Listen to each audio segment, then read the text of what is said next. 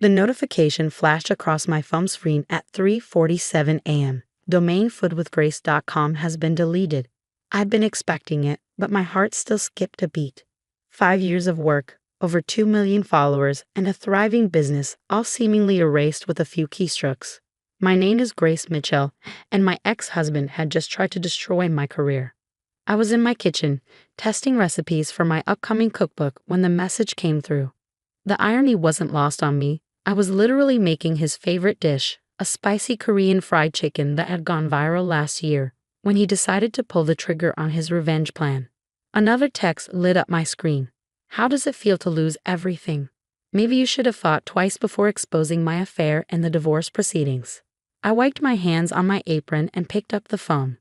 Mark had always been vindictive, but this was a new low. He'd waited until now, 3 months after our divorce was finalized, thinking he'd caught me off guard. What he didn't know was that I'd been preparing for this moment ever since I found lipstick on his collar 6 months ago. My blog, Food with Grace, had started as a hobby, just a way to share my love of cooking after leaving my corporate job. But it had grown into something beyond my wildest dreams. My recipes were featured in major magazines, I had a cookbook deal with a top publisher, and brands were constantly reaching out for collaborations. Mark had hated it at first, telling me I was wasting my time. Nobody makes real money from blogs, he'd said dismissively. Then the checks started coming in, bigger than his salary as a middle manager. Suddenly, he was very interested in our business. I made him an administrator on the site, a decision I'd regretted the moment I caught him with his assistant in our bed. The divorce had been ugly, with him threatening to make me pay for ruining his reputation. I'd known then that he'd try to hurt me through the blog. So I planned accordingly. Another text. Your followers are already noticing. Check Twitter. I did. #FoodWithGrace was trending, with concerned followers wondering why the site was down. My inbox was flooding with messages from worried fans and panicked brand partners. Time to put my plan into action. I opened my laptop and clicked on a folder labeled Recipes to Test. Inside was another folder, Backup Plan. With a few clicks, I initiated the restoration process I'd set up months ago. While that ran in the background, I called Sophie, my best friend and tech guru extraordinaire. It's happening, I said when she answered, despite the early hour. That bastard finally did it. She sounded fully awake, starting the countermeasures now. Sophie had helped me prepare for this, setting up multiple backups and a shadow site that could go live within hours. We documented everything, every change Mark made to the site, every attempt to access the backend, every threatening email he'd sent. How long? I asked, watching the progress bar on my screen. 2 hours to restore everything. Another hour to redirect the domain. By breakfast time, Food with Grace will be back, bigger and better than ever. I smiled, thinking of the surprise waiting for Mark.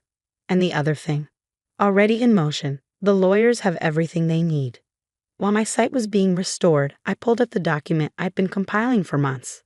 Screenshots of Mark's threats, records of his attempts to sabotage my business, evidence of his affair.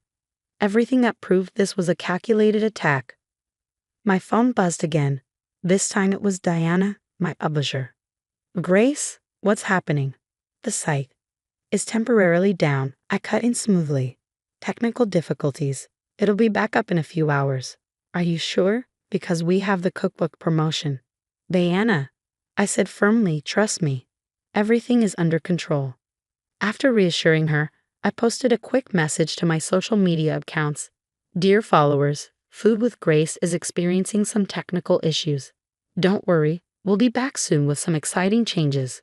In the meantime, who's hungry for some Korean fried chicken? I attached a photo of the dish I'd just finished, perfectly crispy, glazed with a sauce that had taken me years to perfect. The responses were immediate. Can't wait for the site to be back. That chicken looks amazing. We trust you, Grace. Mark's next text came an hour later. Trying to do damage control? It's too late? Everything's gone. Recipes, photos, subscriber list, everything. I typed back, thanks for the heads up, making chicken. Want the recipe? His response was immediate. Are you insane? Your career is over. Is it? Better check the site in about an hour. I could almost feel his confusion through the phone. He thought he'd destroyed me, But he'd forgotten something crucial about who I was, who I'd always been. Before I was a food blogger, I was a project manager for a Fortune 500 company. I specialized in risk assessment and contingency planning. Mark used to make fun of my obsessive attention to detail, my need to have backup plans for my backup plans. Those same skills had saved my business. While the site restoration continued, I made a few more calls. First to my lawyer, confirming that everything was documented for the restraining order and civil suit we'd be filing. Then to my team, the photographers, recipe testers, and content managers who'd helped build Food with Grace into what it was. They'd all been briefed on this possibility. Everyone knew their roles. At 6:45 a.m., exactly 3 hours after Mark's attack, Sophie called. "We're ready," she said. "Want to do the honors?" I sat at my kitchen counter, laptop open, the smell of Korean fried chicken still lingering in the air. Do it. With a few keystrokes, Food with Grace was back online, not just restored, but improved. The new site was faster, more secure, and featured an interface we'd been working on in secret for months. Every recipe was there, every photo, every subscriber. Plus some new content we'd been saving for this moment, including a video series on rising from the ashes, cooking Phoenix-inspired dishes from around the world. My phone started buzzing immediately. Followers celebrating the site's return. Brands impressed by the smooth handling of the technical difficulties. Food magazines wanting to cover the story. And Mark, his messages became increasingly frantic. "What did you do? How is this possible? This isn't over." I waited until 7 a.m. exactly to respond. "You're right, it's not over. Check your email." I knew what he'd find in his inbox. A letter from my lawyer detailing the criminal charges for cyber attacks and the civil suit for attempted business sabotage. Every threat he'd made, every action he'd taken, meticulously documented. The final blow was the press release, scheduled to go out in 1 hour. Food with Grace announces major expansion. We'd be launching a cooking school, a kitchenware line, and yes, that cookbook deal had just been doubled. My phone rang, Mark again. I let it go to voicemail, focusing instead on plating the Korean fried chicken for its photo shoot. The sauce glistened perfectly, garnished with sesame seeds and green onions. Sophie arrived just as I was finishing the styling. "Want to hear something funny?" she asked, setting up her camera. His attempt to delete the site actually triggered our security protocol. We now have evidence of exactly how he did it. Timestamps, IP addresses, everything. I adjusted a piece of chicken slightly. He never did understand that destroying something doesn't make you powerful. Building does. Speaking of building, Sophie grinned. Wait until he sees what else we've been working on. She was referring to our biggest project yet, one we kept completely under wraps. While Mark had been plotting to destroy Food with Grace, we've been developing an entire digital cooking platform. The attack on my site would now serve as the perfect launch publicity.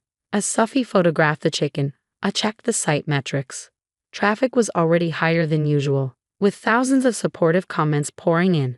My followers weren't just staying, they were rallying around me. Another text from Mark. "You think you're so clever. This isn't the end." I finally replied, "You're right, it's a beginning. By the way, the chicken recipe you loved so much, I've improved it. But don't worry, you can find it on the site. It's under Sweet Revenge." The next few days passed in a whirlwind of activity. While Mark seethed and sent increasingly desperate threats, Food with Grace was experiencing unprecedented growth. The attempted takedown had become a rallying point, with my story spreading through social media like wildfire.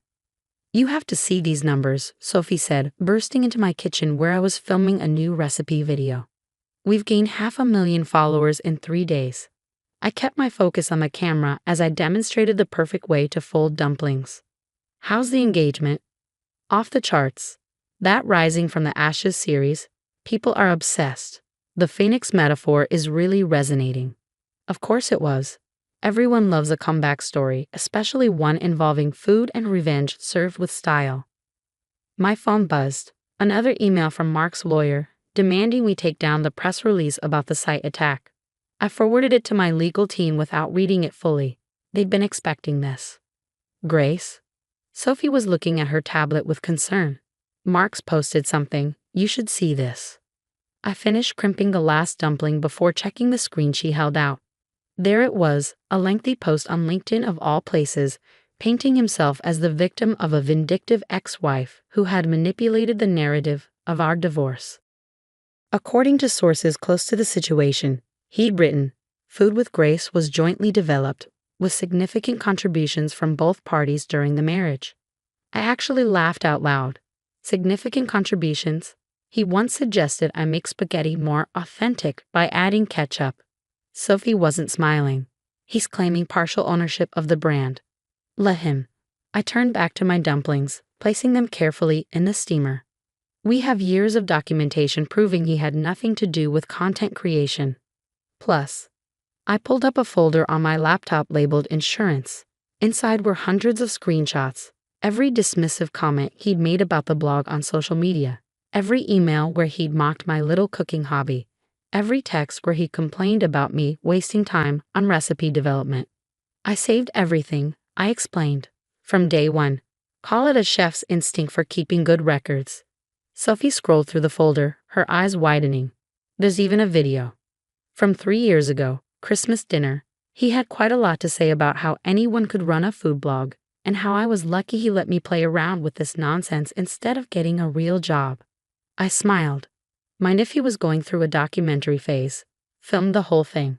You're scary sometimes, you know that? No, I corrected, checking the temperature on my steamer.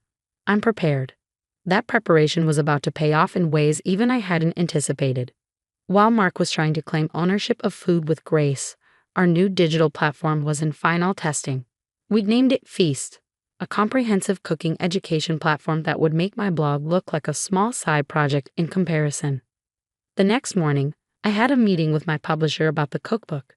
Diana was practically bouncing with excitement. The pre-orders are incredible, she announced. We need to double the initial print run. What about the bonus chapter? I asked. She grinned. You mean the one about rebuilding after betrayal, complete with Phoenix-themed recipes, already laid out and ready to go? The timing couldn't be better. She was right. The publicity from Mark's attack had created the perfect launch platform for everything we'd been developing. My phone buzzed. A text from my lawyer. Judge granted the restraining order. Mark can't contact you or access any Food with Grace properties. Another piece falling into place. But Mark had one last card to play. That evening, as I was testing recipes for Feast's launch menu, I got a call from an unknown number. Is this Grace Mitchell? A woman's voice asked. Yes. This is Rachel from the Times. I'm working on a story about your ex-husband's claims regarding Food with Grace. He's provided some interesting documentation. My hand tightened around the phone. What kind of documentation? Emails discussing blog strategy, some early recipe notes with his comments. He's claiming he was the real creative force behind the brand's success. I closed my eyes, taking a deep breath. Of course he'd go to the press. Of course he tried to manipulate the narrative. Ms. Rachel, I said calmly, I'd be happy to discuss this with you. In fact, I think I have some materials you'd find very interesting. Would you like to come to my studio tomorrow? I'll be testing recipes for my new platform. We can talk while I cook. There was a pause. New platform. Oh yes, I smiled. And I make excellent dumplings. The next day, Rachel sat at my kitchen counter, recorder running, as I demonstrated the dumpling technique I'd perfected over years of practice. So, she said, watching me fold perfect pleats into the wrapper, tell me about these claims your ex-husband is making. I gestured to the laptop set up nearby. Before we get to that, I'd like to show you something. For the next hour, I walked her through everything. The documented history of Food with Grace, the evidence of Mark's dismissal of the blog, the video from that Christmas dinner. I showed her the threatening texts he'd sent before and after the divorce, the records of his attempted site takedown, the paper trail of my sole ownership and development of the brand. And now, I said, setting a plate of perfectly steamed dumplings in front of her. Let me tell you about Feast. By the time Rachel left, she had a very different story than the one Mark had tried to sell. 2 days later, her article ran in the Times. From blog to empire. How one chef turned betrayal into business success. The piece detailed not just Mark's attempted sabotage, but the full scope of what we built and what we were about to launch. The response was immediate and overwhelming. Feast's waitlist grew to over 100,000 people overnight. The cookbook pre-orders doubled again, and Food with Grace, we passed 3 million followers. Mark's final text came the next day. You planned this. All of it. I was in my test kitchen, filming a series on traditional dumpling techniques from around the world for Feast's launch. The irony wasn't lost on me. The very skills he dismissed as a hobby had built an empire. No, Mark, I typed back. You plan to destroy something. I plan to build something better. Then I blocked his number and turned back to my dumplings. 6 months later, I stood on a stage at the International Food Media Awards, accepting the award for digital innovation in culinary education. Feast had revolutionized online cooking education, while Food with Grace had become the gold standard for culinary content creation. Success, I said in my acceptance speech, is like a well-developed recipe. It takes time, patience, and a willingness to learn from your mistakes. Sometimes the ingredients life hands you seem bitter at first, but with the right technique, you can transform them into something extraordinary. The audience applauded, but I wasn't finished. And to anyone who's ever been told their dreams are just a hobby, their passion is just a waste of time, their goals are unrealistic, remember this: the same fire that others use to try to destroy you can become the flame that helps you rise, stronger and more determined than ever.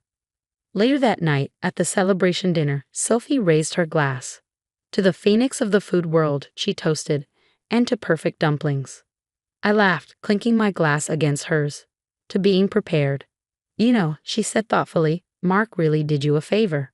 Without his attack, we might have rolled everything out more slowly. True, I nodded. Sometimes your enemies become your best motivators. As we enjoyed the meal, including a special batch of phoenix-shaped dumplings I created for the occasion, I thought about everything that had led to this moment. Mark had tried to erase my work, thinking he could destroy years of effort with a few keystrokes. Instead, he'd helped launch the next phase of my career, proving once again that sometimes the best revenge isn't about destroying what others build. It's about building something they never imagined possible, and I was just getting started. The next morning, as I reviewed the final edits for my cookbook, a notification popped up on my phone. A news alert about Mark. His company had demoted him following the publicity from his failed attack on Food with Grace. Apparently, they didn't appreciate his approach to conflict resolution. I closed the alert without reading further. His story wasn't my concern anymore. I had recipes to develop, classes to teach, and an empire to run. After all, success is the best revenge, especially when served with perfect dumplings.